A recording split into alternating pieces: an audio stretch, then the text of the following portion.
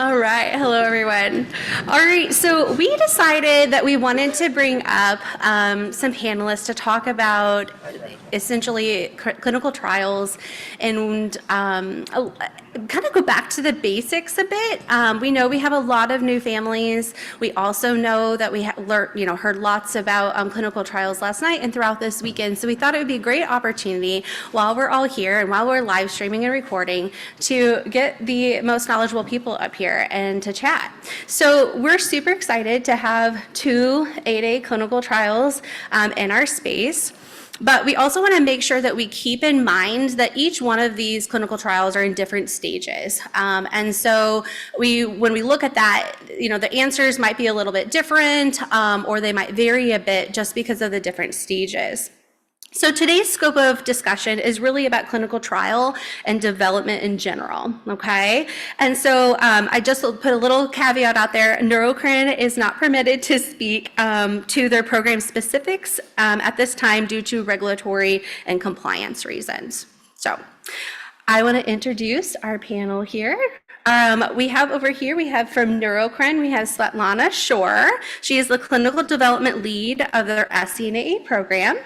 And then we have Hillary Savoie. So yesterday you got to see her in her TCSF shoes, and today you get to see her in her professional shoes. She is Director of Community Engagement and Communication at Nervati Neurosciences and Grin Therapeutics. And then we have our Praxis crew. We have Marcio Souza, the President and CEO. Then we have Brian Spar, Chief of Staff. And then we have Kelley Del Real, which is the Director of Natural History of Diagnostics, Epilepsy, and she is also SCN8A mom. All right.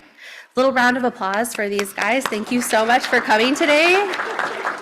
We know that AES is a busy, busy time, so we appreciate you taking your time to chat with us. So we have a couple of different topics and questions today, but the first one I thought we could just kind of start out in very general. We know phase one, we heard last night, a phase one trial is more about the, is it safe in healthy adults, right? And so when we look at phase two into phase three or a registrational phase two, kind of what are the differences between those? And maybe what would stand out to families, or it would be important for them to know what program they're going into versus phase two, phase three, or do you need a phase three and we're going into that registrational trial? Right. And I'm first come, first serve, I think, at this point, and then we'll go through. Sure. Maybe I'll start. Thanks for having us here.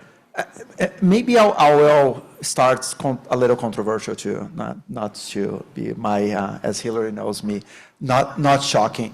I think this phase stuff is a disservice to all of us, right? At the end of the day, you need to understand the pharmacology of the drug, the safety of the drug, and the effectiveness of the drug. And that has to be done for pretty much, for all drugs out there.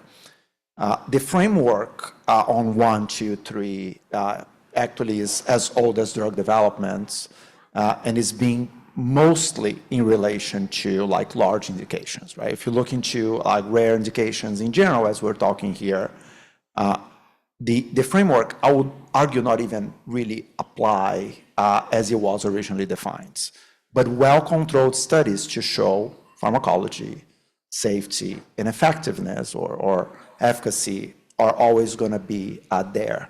And how it's done, I think, is being done very different ways. For certain types of molecules, for example, small molecules, in the case of our studies for SCN8A, you normally start in healthy volunteers for the pharmacology part and for the initial safety. And then you move into patients, and that's normally when we start calling that phase 1B, phase 2A, phase 2B, phase 2-3, and that's where it gets confusing. But it's the objective at the end of the day, right? So are we intending on the first inpatient to understand the exposure, or are we meaning the drug concentration in different parts and the different fluids in the body, or are we intending to understand the safety or intending to understand the efficacy, or all of it? There are very innovative ways to do that, and it's being deployed in different diseases where you have combinations of different of those phases. But generally, you start by understanding the pharmacology, and that used to be 1, and general safety. And then you move to 2, and it's still safety. Really what you're trying to understand is whether or not it's safe at that point in time. Sometimes the exposure, the amount of drug that gets into the brain, in this case, in patients is different than in healthy volunteers. So that's important to understand whether or not the way it's delivered, the way it's absorbed, and so on. And normally you go to a confirmation of efficacy or to efficacy, which most people would call 3, but I think it's, again, not necessarily applicable here. That can be done through all sorts of ways there, and that's to the end. So maybe it's more the steps or trying to illustrate than get hung up on the phase, but they're all very important to be explored.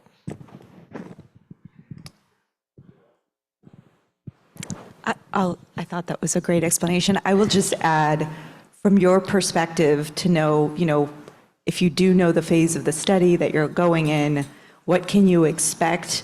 I would say by the time you're in what we call a registrational or pivotal, which typically is phase 3, but in rare disease can be phase 2, that's called a confirmatory trial, which means typically the sponsor has already chosen the doses that are thought to be efficacious.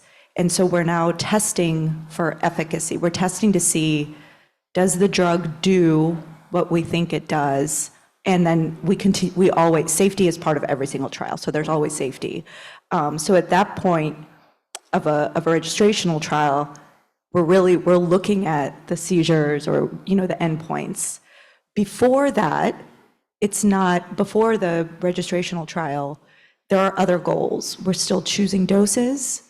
It's not at all for sure that, you're testing the right dose. The doses can still be changed.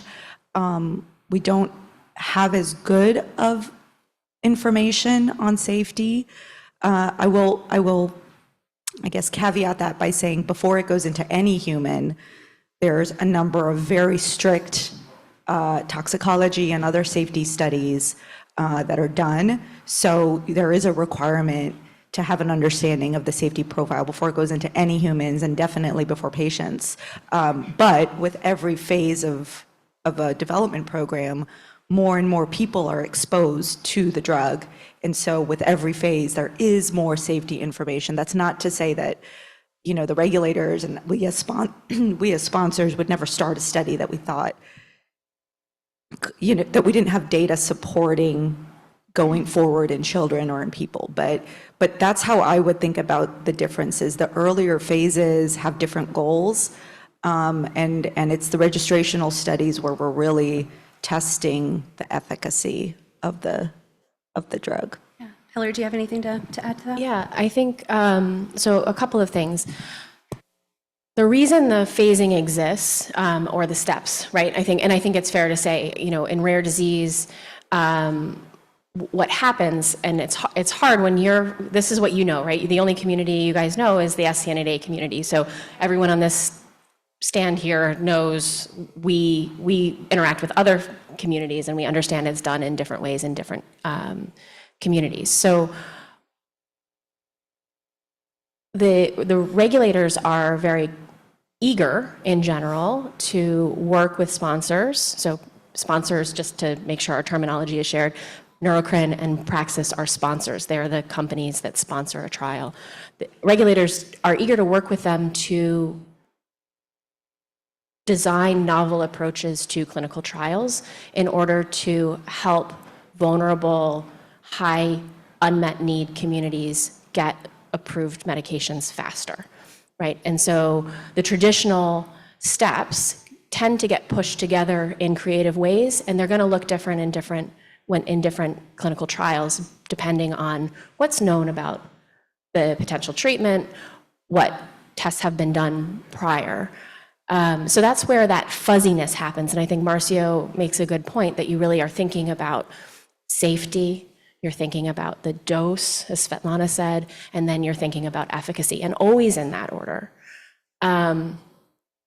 So that's where some of that creativity comes in, and it gets a little mushy. So that's, as families, when you're thinking about a clinical trial for your child, you want to ask what the phase is, but really what that is getting at is, what are they trying to find out first, second, third about my child?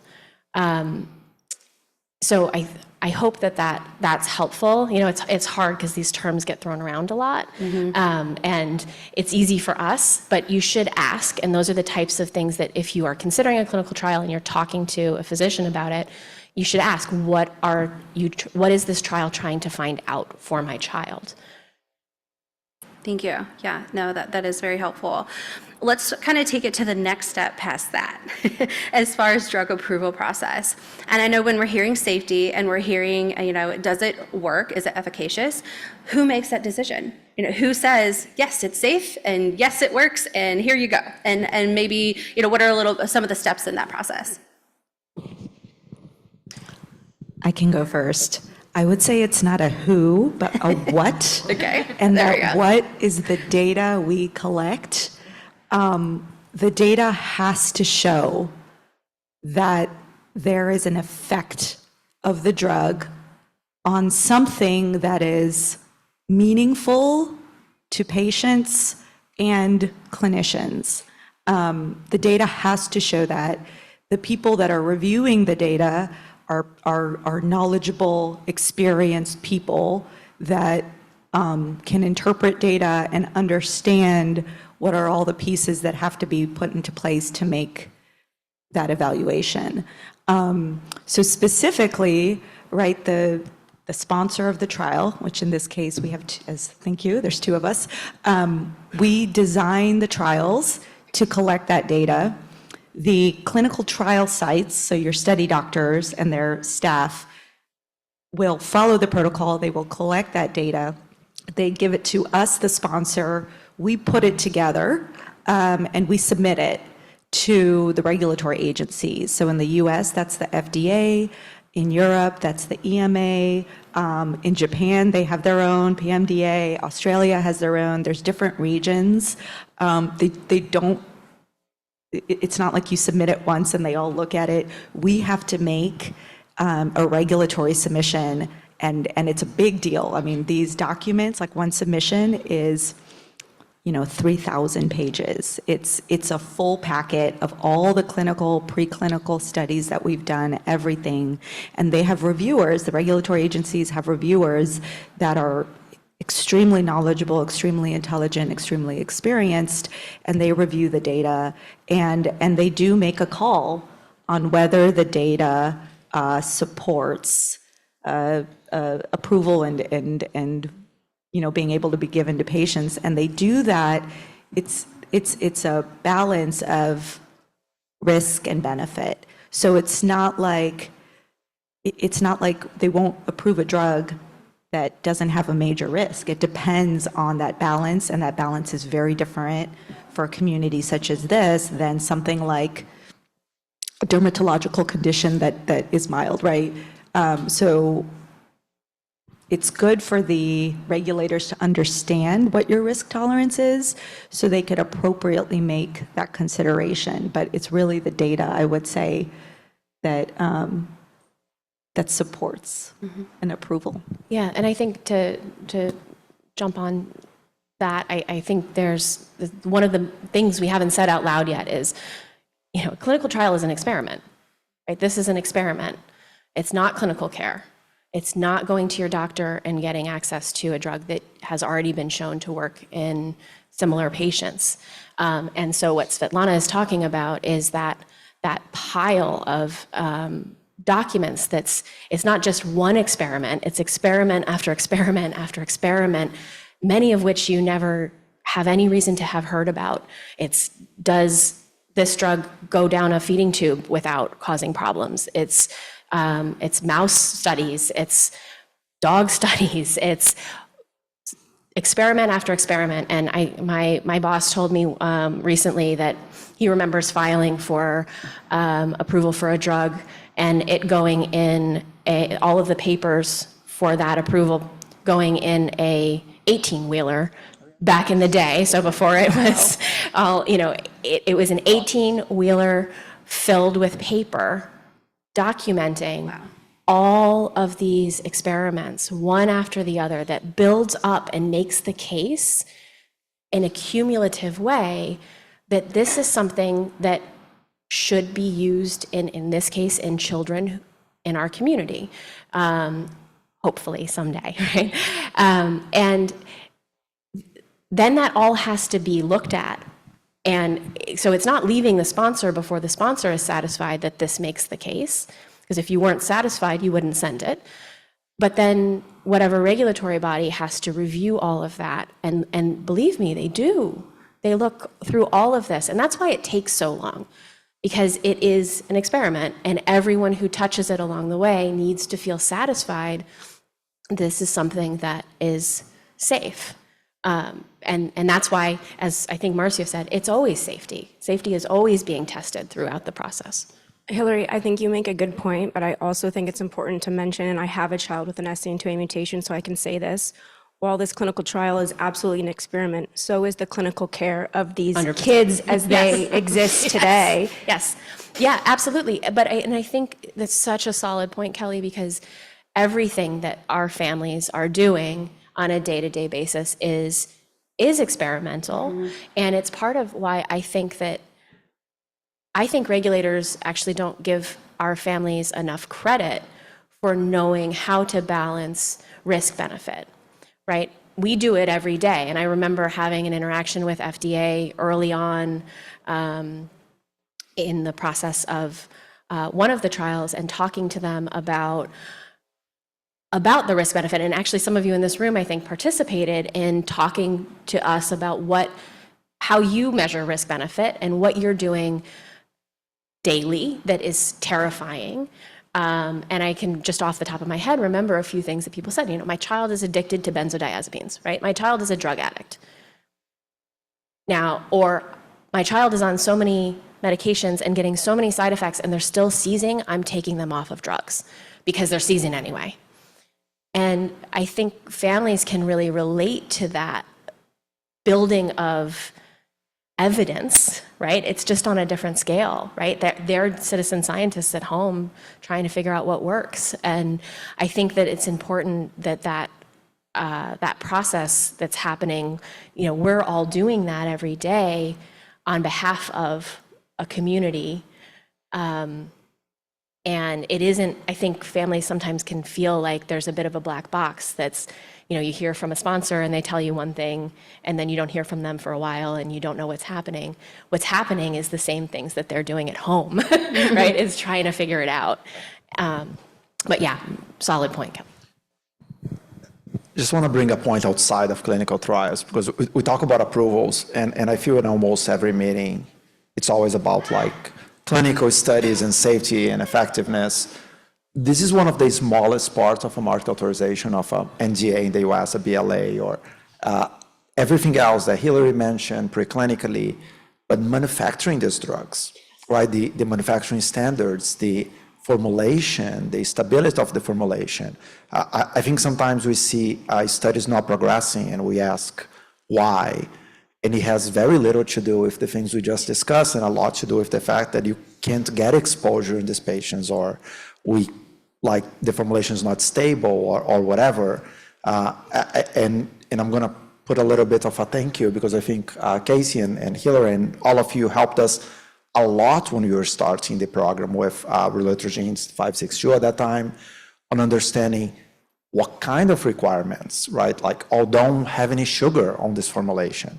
I remember very vividly those conversations, and we go back, I'm going to call home, right, to a Praxis, and our formulator is like, how the heck would we going to make a formulation without sugar? But that is super important, because imagine we might have fast forwards to where we are today and then not be able to have kids who are on keto diets, for example. Now, the stability of a formulation like that is harder. So you have to generate more data for the FDA. So those are fairly complex process, but I also think that they are very simple because they've been done before. So it's just a matter of repetition, right? The hardest part is to understand how to bring the benefit and really to understand from all of you, like what is important and how can we actually get these things across the finish line. Thank you. So we heard experiment. So let's talk about double-blinded studies and these placebo designs. So, for families, when we hear double-blinded placebo trials, they might have concerns about that or may not fully understand what that means. Can you guys kind of touch on that and how, I know how each trial can do things differently, but let's talk a little bit about the placebo. Can we start? I'm not going to start, but I'm going to ask one of you to start with just explaining what a placebo is and why it's required in most registrational studies. So a placebo is an inactive drug. It's designed to look, taste, completely mimic the study drug, but it has no active ingredients, so it's inert. And the reason why it's required, it's considered a gold standard for proving efficacy of a new drug. As you know, if you were to track the seizures or any other outcomes, there's ups and downs, right? Your child gets sick, lots of seizures, but then when they get better, they might have a period that is much more seizure-free than their typical. And so if you just try to compare efficacy that's not in parallel, there's a bias there, number one. And number two, there's all these other factors that can confound is like, can confuse the evaluation of whether the drug is working.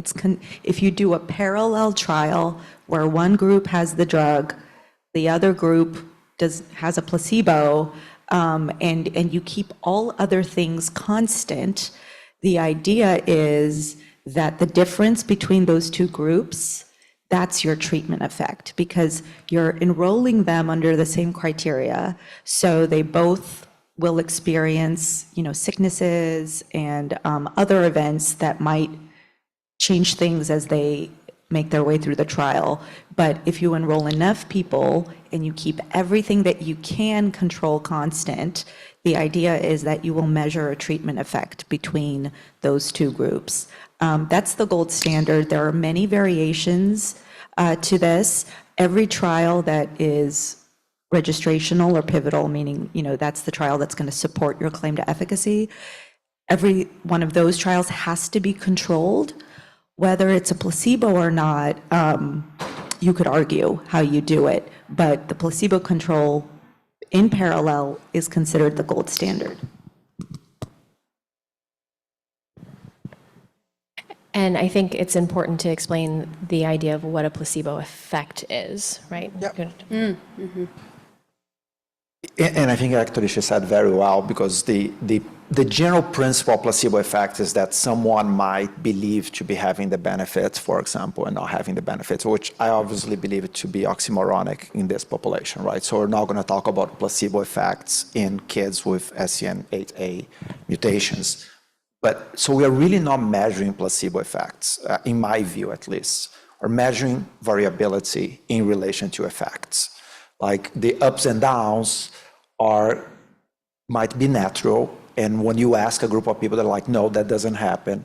But then when you systematically measure, you can have a good account of that. So I don't believe in good faith anyone is going to be, oh, I'm going to have less seizures, because most of kids in this community or young adults or adults don't really know necessarily what's happening with the intervention.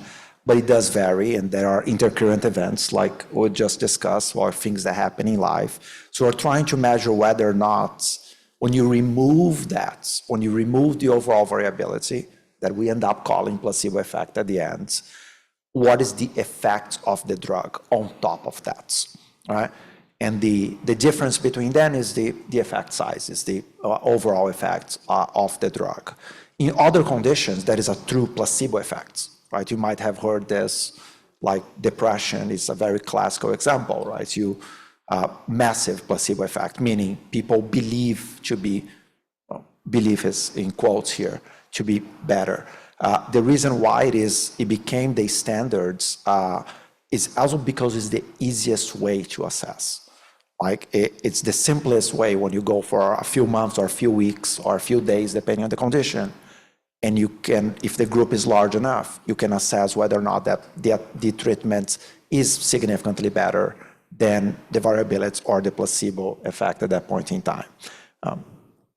And I think one of the most common questions that families ask about placebo-controlled trials is, okay, so so basically this, in a standard placebo-controlled trial, your child enrolls, it's like flipping a coin, right? You get placebo or you get drug, and you don't know, right? The whole point is that you don't know, your physician doesn't know. In the case of the trial design that we saw last night, it works a little bit differently, but it's the same principle. You don't know whether you're on drug or not for a period of time. And in most trials, at the end of that period where they've gone ahead and measured all the things that they want to measure, and in the placebo-controlled portion, there's then what's called an open label extension that follows on, and that is standard, but it's always a good question to ask as families if you're considering a trial. And in that open label extension period, families then have the choice to continue on treatment. So I think this is really key for families. This isn't, if you are thinking about enrolling in a placebo-controlled trial, ask the question, of course, but it isn't as though your child goes on placebo and then you never have the chance to access the drug. At the end of that controlled period, you would have the chance to access the investigational product, assuming you meet the criteria. There's certain reasons that you might not be able to, but if your child wasn't doing well, that might change the decision at the end. But in general, that's the principle, and that's really important for families to understand, to not be afraid of the placebo-controlled portion of a trial. It's part of the decision-making process, but it isn't as scary, I think, as it can feel. I just want to offer, I'll try to keep it brief, another perspective on placebo. I think that there is a very, very, very, very common misconception about placebo effect being something in your mind that, you fool yourself into thinking you're better. There are many different types of placebo effects. For example, I'm not sure if you can relate to this, but sometimes when people are really nice to you, you have a better day. Or if something's really fun and exciting, you have a better day. If you really like your study doctor and the nursing staff are amazing, when you go to see them, the answers you give there's a global impression, right? It's not just seizures. What about the non-seizure endpoints? How's your child doing today?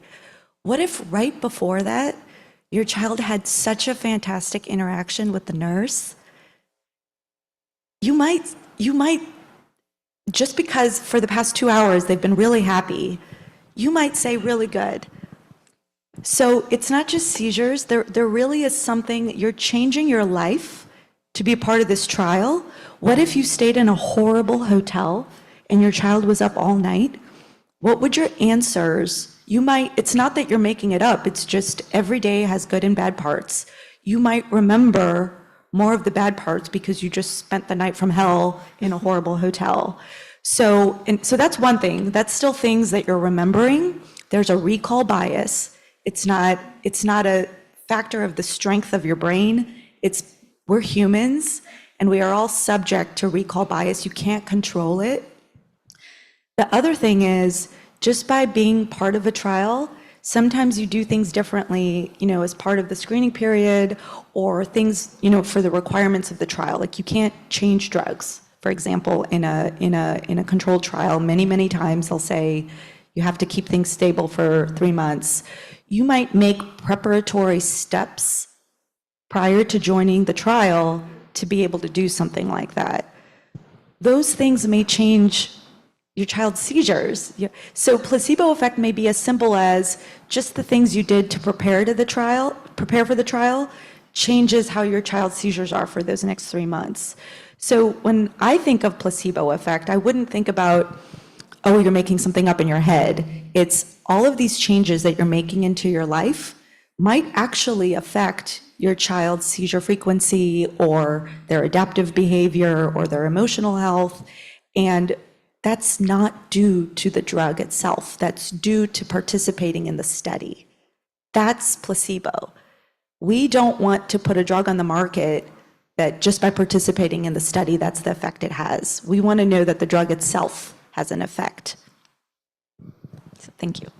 And that's part of why you have to have a number of people in the trial so that you can see that effect size, and it might be adjusted, as you said, to participation in the trial. We all know, like, what's the way to make sure your kid has a bad day? You make them travel, and you fly with them, you change when you give them their meds, all of that. You have to answer a bunch of surveys. I mean, I know we all have that pile of surveys that we're always constantly answering. It can lead to bias. And I think it's important also to just plug that when a community has a placebo-controlled trial, much as I know we all share so carefully all of the aspects of our lives, and we like to talk about things in Facebook and in Facebook groups, that it is really important when there is a placebo-controlled trial happening in a community that you aren't trying to figure it out together. These are the reasons why, and this is something that no one wants to talk about failed trials in communities that need new treatment options, but trials fail all the time. It's a very difficult part of doing this work. And sometimes they fail because the drug doesn't work, right? And that, I think we can all tolerate that, right? That a good scientific experiment happened and we know it doesn't work for a community. The thing we really, really, really do not want is a trial that fails because the trial doesn't work. And that can happen when people in communities are trying to figure out if they're on placebo. That can affect the way that they're reporting. And that's where all of us in this community, whether we're in trials or not, are sort of complicit in the process of making sure that we participate in the trial in a positive and proactive way that helps keep the data safe, because it's our data. Like, these trials they may be paying for them, they may be conducting them, but it's as much our trial as it is anyone else's. This community has been involved with both of these drugs longer than almost anyone except for Kelley, I think, who's worked on these programs. And so it's part of our job to make sure that we are good participants and that we're supporting each other in appropriate ways and not trying to, decode that sort of thing. And that's really, it's not to be mean or difficult. It's to make sure that our trial is as safe as it possibly can be from that perspective, as well as for the kids participating.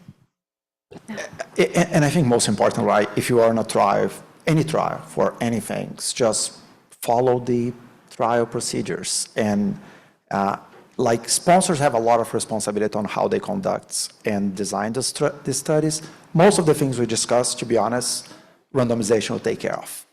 Like, if it is random, randomization takes care of. That's like, our team hears this all the time, right? It doesn't matter because it's random. The problem is when you're not random. Like, if you know there is a side effect, as you mentioned, well, maybe you should stratify by sites. That's on the sponsor, not on the site, on the patient. But if it's random, it really doesn't matter at the end, because, again, those trials are randomized, as you mentioned, and randomization takes care of random effects. It does not take care of non-random effects.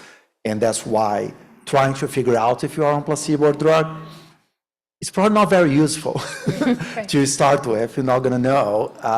And second, it might interfere on how you collect the data, how you report the data, and so on. And that might not be so useful But in general, a principle in drug development for rare disease now is minimization of placebo. I believe it's upon sponsors like us to minimize placebo, to understand that it's very important to try to use the minimum amounts to show all of those. We are incredibly proud of the very first company to actually put that to practice instead of just talking about it.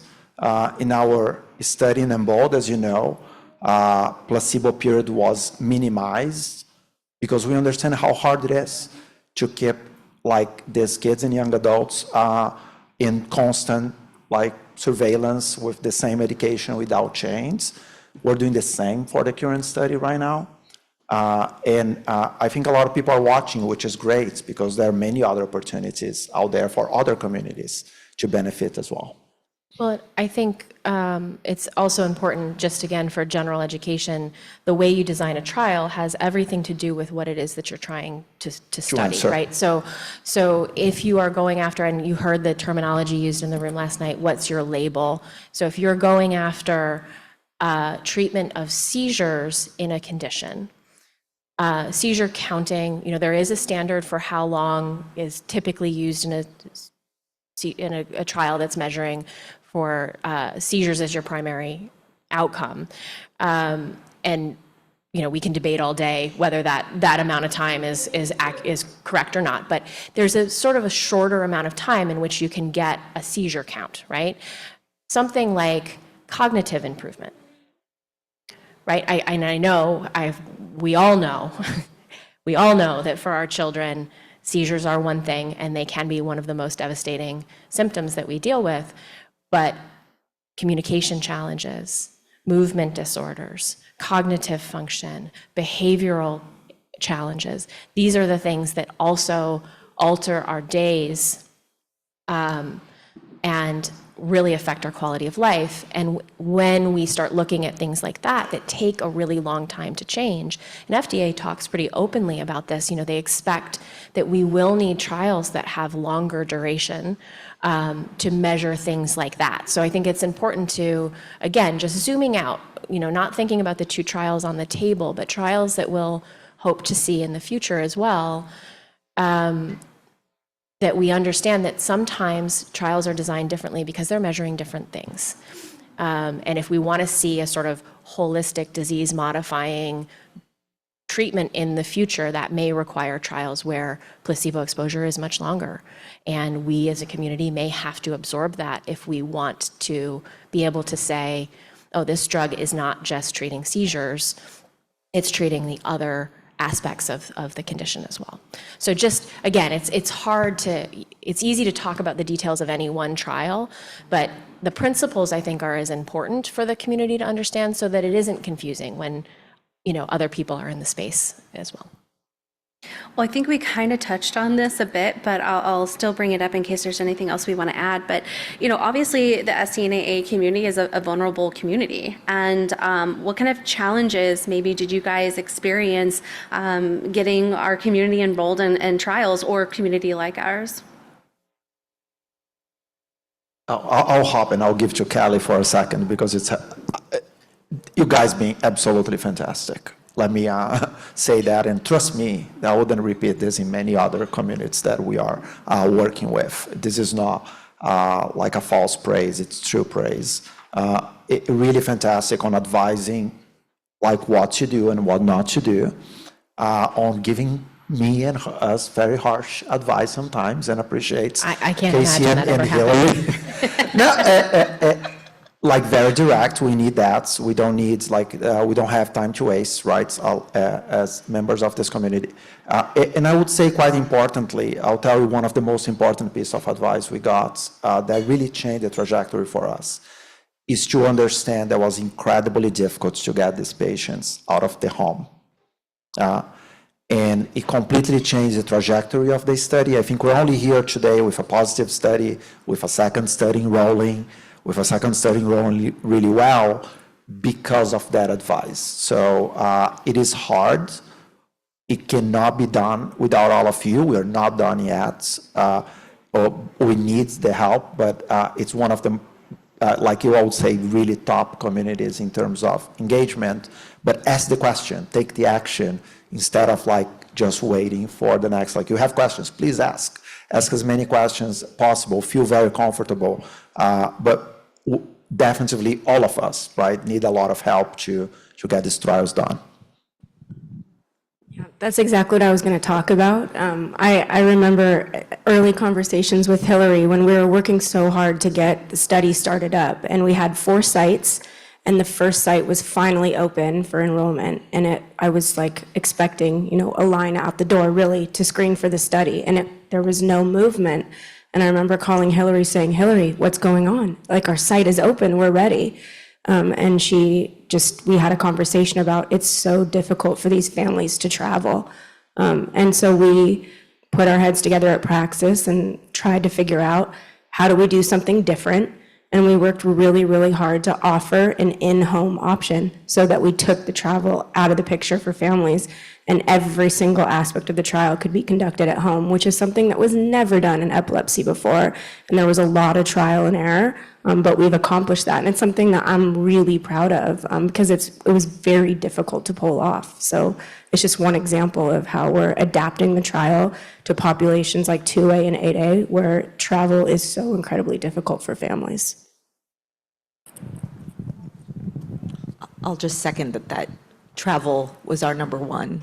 That's the most difficult thing, trying to recruit people. The sites are, all over the US, not close to your home. And I think it's incredibly challenging for all parties. Yeah, just to close the loop on this, I think what our challenge was not just getting a patient to start a trial, it's to have them finish the trial. So getting them to the site the first time is great, but 12 months later, what's the chance that they're going to still have that motivation and energy to continue? So we removed that variable, and we're still learning as we go, which I think is important. And we're like the discussion last night, like we do what we can, and it's a full company effort to make things happen and find solutions. And you guys have been partners in that from the beginning. I think actually praise is due on both sides on this particular issue, and also a very good example of how trials involve problem solving in different ways. I'm thinking about the work also that we've done with Neurocrine in making sure that the travel support. So if the decision is that the trial needs to require patients to come to site, there's a whole world of travel support, right? And some of the travel support companies are not great. And this is one of the first things that I did in my role is pound the table a few times. And I don't know how I got the reputation that that's what I do, but with our travel support, because it's so difficult to travel with kids, and the care has to be taken to ensure that everything falls into place for the families as seamlessly as possible. And I think this is a topic that we worked together very closely on, and that yielded a decentralized trial approach, and something we worked on very closely that yielded a vast improvement in the travel support that was happening within the trial. And that kind of energy, right, and this is where we're lucky as a community again, that responsivity isn't something that happens always in trials. Being able to pick up the phone and say, I'm pretty sure there's at least 3 people in this room who've received phone calls from me on the weekend, stamping my foot about something for a family. I'm looking at you, Tyler. And it wasn't, sometimes I think as families, we do this all the time, right? We yell at our insurance company, and often it doesn't yield. And in this community, we have 2 sponsors that it has yielded. They listen, they know that this matters. And it is a learning process too, right? We're doing all of this together for the first time, not your first trial, but your first trial with us and in this community. And that openness these types of conversations, this is unusual, and it's really special. And I think it's important that the community understand that too. So, well done, both of you. Yes, very Companies. much. So when you mentioned travel support, Hillary, I think I want to make sure that all families understand a little bit about travel support, what that looks like financially, but also, all the ins and outs of that. Do you want to? I can. So you can expect all aspects of your travel to be covered. You should not have to pay for anything to travel to a trial site, parking, meals. All of that should be covered. You should get an allowance for however long the visit is. And we as sponsors, we plan for that. We, at least, in our company, we have a vendor that takes care of that. So if something isn't I hate to ask you guys to be the ones to speak up, because you shouldn't have to. It should be planned out, it should be tested, but things happen, and I want you guys to have that expectation that your travel should be covered, your meals should be covered. You shouldn't have to pay for anything. This is a right of yours in a clinical trial. And the other thing I will say, we learned that there were instances where we were willing to pay more money for travel, but there were limits to some of the institutional review boards, the IRBs. So each site has their own governing IRB. It's independent from the sponsor. It has nothing to do with us. It's the institution where the study doctor works. They have a review board that reviews our protocol, reviews our informed consent forms, reviews the payments that we would make to you, the reimbursements that we would make to you, to make sure that your rights and your child's rights are being considered fairly. And that part of that is there can be no inducements. You have to consent and be able to participate with us without us inducing you in an unfair way to participate. And so some of the institutional review boards had limits to the reimbursement you could receive. And we had to work through that.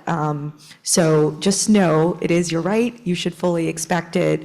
But if something feels unfair, please raise it to the study doctor if you can, or call Hillary. she'll raise it for you. And I think Heather's laughing a little too hard over there. I think it is sometimes in studies, so, and this is something that it can be very important distinction for families. Sometimes there are things that you pay out of pocket and are reimbursed for, and this can happen sometimes in particular with screening visits. And again, this doesn't apply to a decentralized trial because you're not going anywhere. But in the event that you are going somewhere, there can be costs that happen out of pocket during the study that are reimbursed. And not to put too fine a point on that, in our community, we all know that is not nothing. That is a hardship. And we actually worked very closely together around trying to adjust to minimize anything that was asked out of pocket. But it does happen, and that's something that people need to plan for and be aware of and ask questions around. And the other thing you should ask questions around is if you are enrolling in a trial, and this is any trial, there may be other opportunities in this community. You should ask about anything that you need. If you are trying to travel to a site and you are being told you can only have,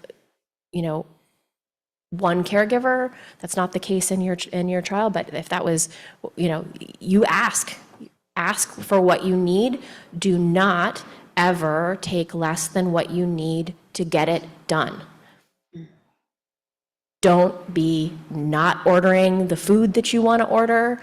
Don't be, not taking care of your family the way that you need to take care of them in order to participate, because these trials do not happen unless you participate. Mm-hmm. You are the most important people in the trial. And there's a budget for that, and the budget should be more than enough to make sure that everybody has what they need. But Svetlana brings up an important point, which is that it isn't just the sponsors that are designing these trials. Regulators and IRBs have a say in what's considered to be fair and appropriate, and sometimes people on the sponsor side disagree with what's fair and appropriate. Oftentimes. And I'll just say that there are times where relocation happens, right? Like temporary relocations for us, like from Canada, from Mexico, from Qatar, in the case of the previous study. So like we're talking about in a US audience, mostly a US going to a site, but even when situations are actually longer, but I also think, and I have to say, and making the case for decentralized studies is yes, all this complexity goes away for the patients, and that's one more reason why we're doing the way we're doing this study, because it is very complex, and sometimes you have to have out-of-pocket expense that most families cannot really afford to at that point in time, even if you're going to get reimbursed very quickly. And we need to have a responsibility as sponsors to make this frictionless. And that's what we've been really trying to do. Please call us out if that's not the case. And another reason I think to make the outreach always, if you're not sure, if you're interested in a trial, but you're not sure that you can do the travel, you're not sure what that would look like, you should call. And in both instances, well, right now, you aren't enrolling, but if and when you're enrolling in the future, there will be a path to reach out to where you need to reach out to. And in your case, that path is clear at the moment. If you're not sure, you ask, because there is a line of communication. So, once you reach out to what's called the PI, so the principal investigator in a study, that PI will speak to the sponsor and say, wait, I've got a perfect patient for you, but they need to be relocated from somewhere. Or I have a perfect patient for you, but they're asking, they really can't do this because of the way their family works without 3 caregivers traveling because they have to bring their kids. What do you say? Those negotiations, those conversations, they happen in the background, and the appropriate point of contact is to go to the investigator first and let the investigator make the case, but ask the questions for what you need. You might get no, it might not be possible, but it's better to have asked than not. It's a great point, because how many times do we ask for things in the real world and we are told no, or it can't happen, or then we stop asking, right? It's just like, well, forget it, I'll just make do, right? And so what we're giving you permission to ask, ask for what you need, and then go from there. And if you get no, then you do call us. And then we'll call them. Yes. So as we're kind of wrapping up, oh yeah, do you have a question? At the end? Okay, no worries. So as we're kind of wrapping up a little bit, there's this elephant in the room and I think that we should, at least talk about it, is what happens if a trial doesn't fully enroll? You have these expectations, and what happens if people don't enroll in it? What if you don't hit your goal of enrollment? And then we'll hit on a little bit of what happens when a trial fails. Yeah. So all those studies, right? Like we see studies with different size, right? Like X number of participants, patients are necessary. They are oftentimes based, or most of the time, based on 2 things, right? So one is the expectation of the effects. So smaller studies like larger effects, or might be it's a little bit more variable and you need to compensate for that, or quote-unquote placebo adjust, or it might be that you need more safety as well. So there's always a reason why a study is a given size. Like those things are not random. They're not, we don't create a random number generator and come up with a number. So it's incredibly important that if there is, in our case, it's not only SCN8A, but SCN2A as well. We intend to have 80 patients, right? It's a lot. We are fortunate on the position we are right now. But if you don't get there, we can't get to the end. We can't get to the answer. And part of the issue is maybe you can get to the end and we're no longer interested for many reasons, right? Not because we don't want to, but things get into the way of drugs getting developed. And I think we need to face that reality. In the last 2-3 years, many drugs in rare disease were ceased to be developed because it was absolutely taking too long for studies to be enrolled. This is an incredibly expensive process. And again, I hate to bring that up, but it's vast, like the cost of running a clinical program is very high. And the time is the most important part. We talk about cost. Cost is probably not the most important part. Timing is the most important. So what happens if we don't? All sorts of things, right? It takes much longer, which I think is bad for all of us. And that's to some extent the best case scenario, if it's just take long, but eventually get there. But the worst case scenario is that that program has to be abandoned for some reason, and then we're never gonna get there. And when a program is abandoned, sometimes all the access to drugs stop after that, even for people who might be benefiting. I think everyone likes to sit here when you're in my position and say, oh no, there are gonna be ways. But how many times there were really ways after programs were seized that people were 2 or 3 years or 5 years later receiving? Very, very few. So the majority of the time, unfortunately, eventually you can't do that anymore. Which is on the other side, when the program is progressing, there are always ways to keep like people who are benefiting, and then it's between you and the physician and the investigator to actually make sure that it is still valid for your family.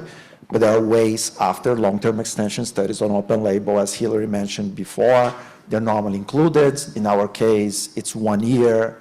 For the first phase, we're just renewing for the second year right now. So it's long-term. Hopefully it's gonna be a third year, and then the drug is gonna be approved, knock on wood. But there's always a mechanism as things are progressing. But I can't express how important it is. It's always our choice to enroll or not enroll in a study. And it is a choice that is not light. You should take it very seriously. You should discuss with your doctor, make sure it's appropriate. But if you're considering, consider and like really go and take that step, because again, time is of the essence for sure on all those studies. Okay. So what about, so that's if people don't enroll, right? If we, or it takes longer than anticipated. What happens, or what are your thoughts on when a clinical trial fails or doesn't meet an endpoint? What happens then?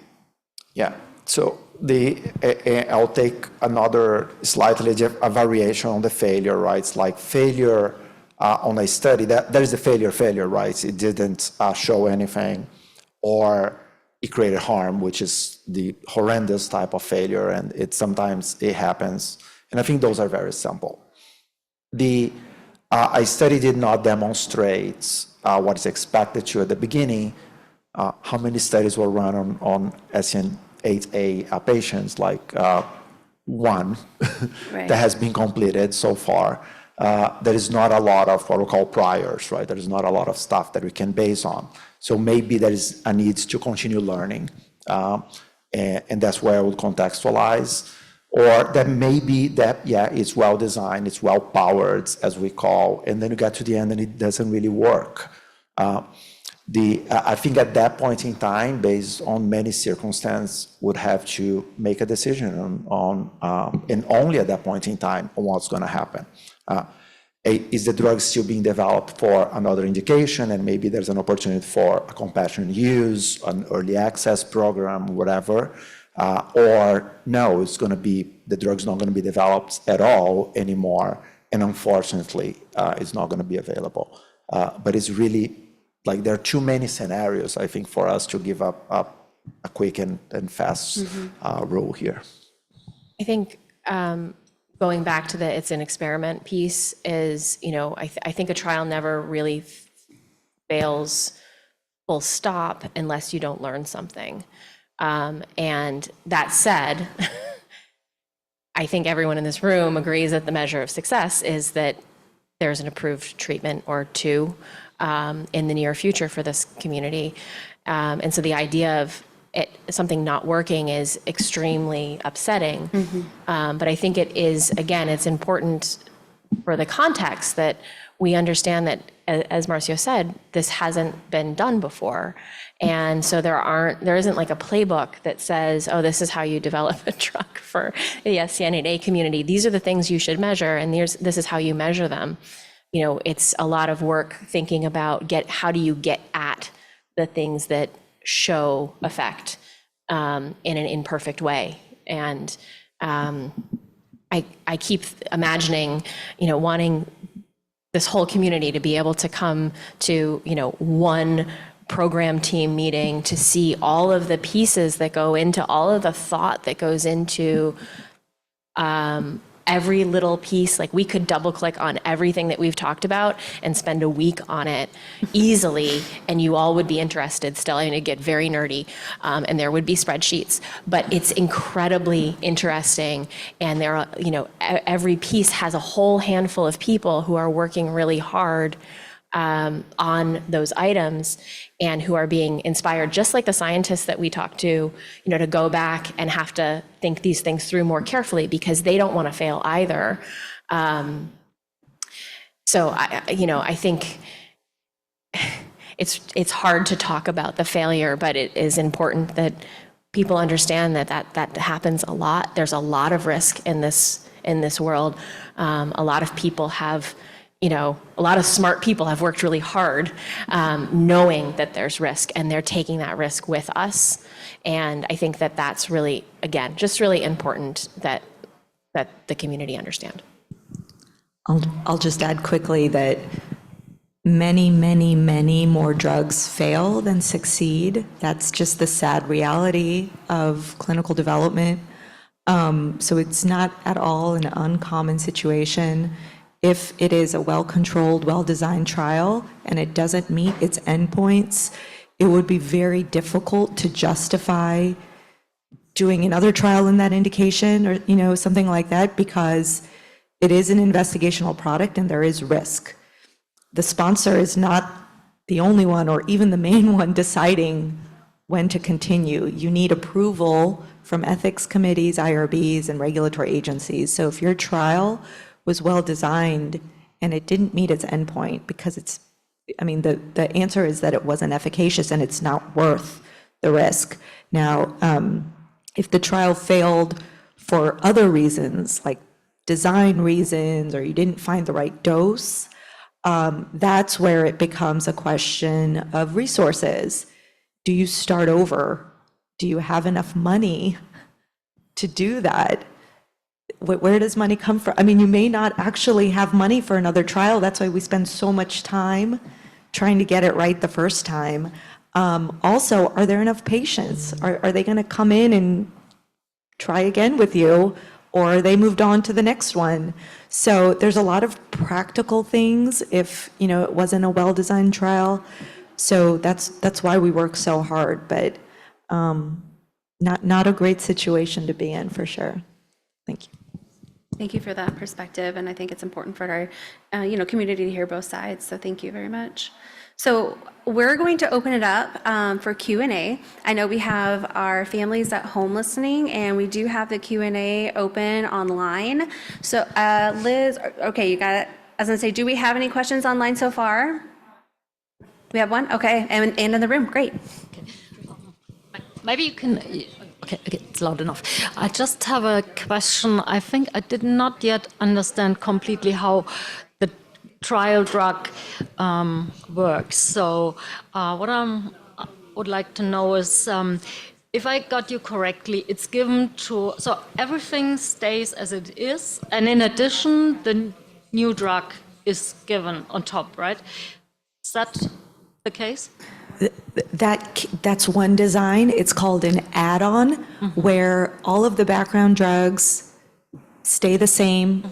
You're not supposed to change them. If there's an emergency, right, safety is paramount, then you will, and we'll record that. But the rules are you're not supposed to change your background, and it's an add-on therapy, either placebo or active, in a parallel fashion. That's not the only design, but that is in epilepsy.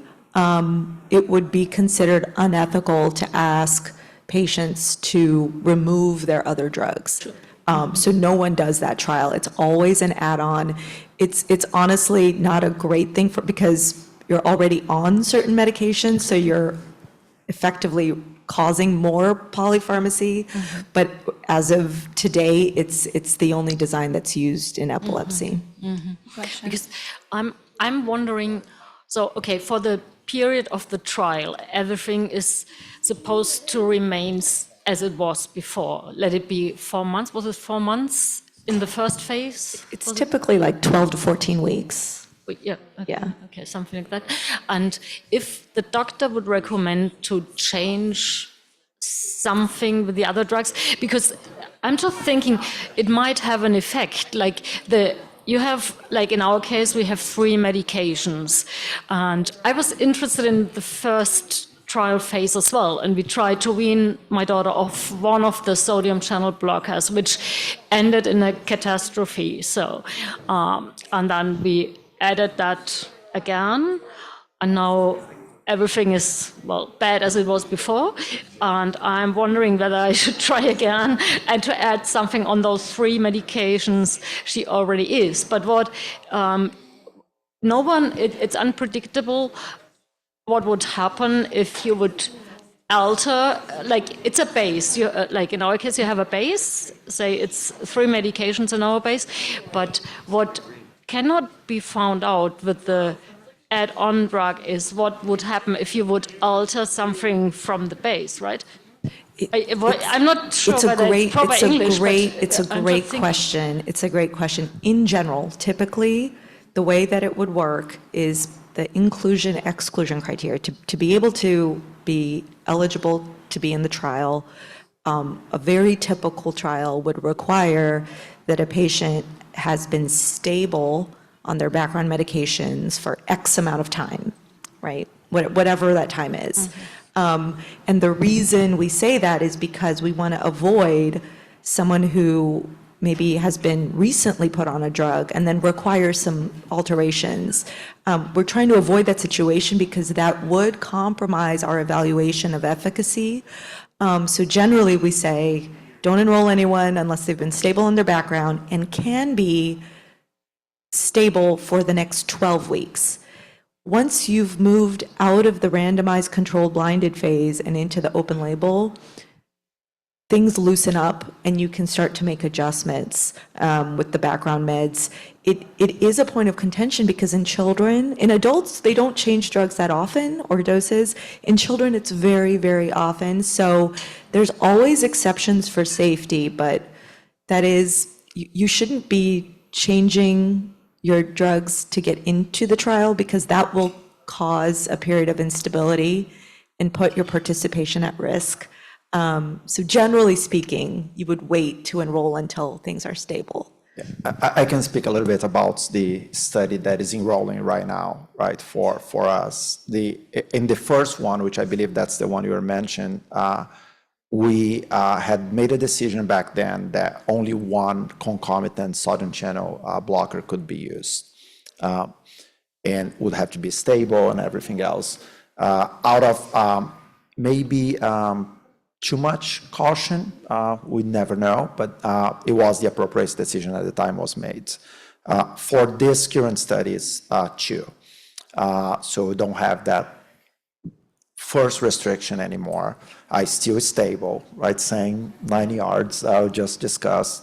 There are a few other things, and if anyone is interested, like I recommend talking to the nurse navigator and then the site, because there are some adjustments that are allowed by the PI after a period of time as well. But in general, I have to agree, you are introducing another variable, right, when we're changing.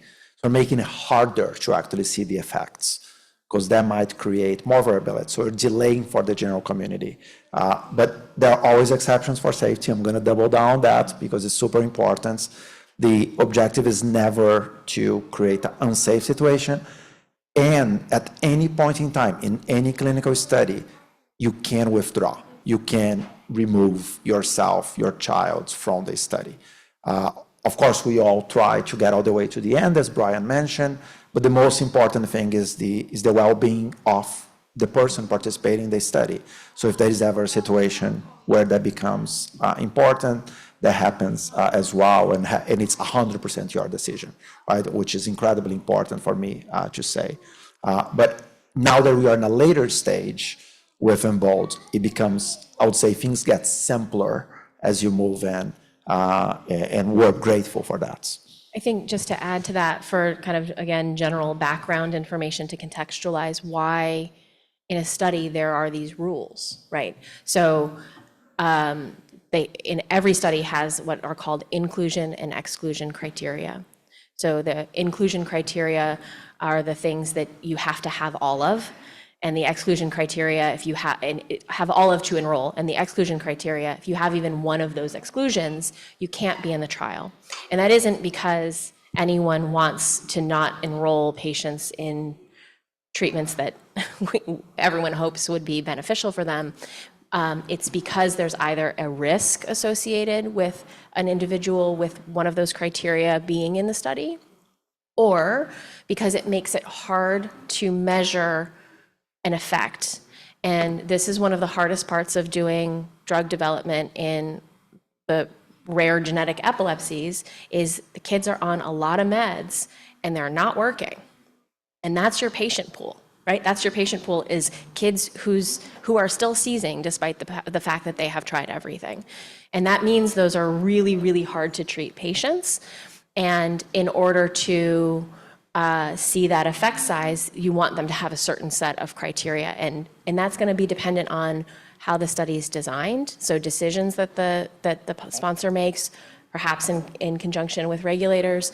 It's also going to have to do with the principles of how the drug works. So you don't want to have multiple drugs that are necessarily working in the same way, or that could cause problems for a patient or make it hard to measure. So those are some of the reasons, and it's important to dig into those details when considering a trial.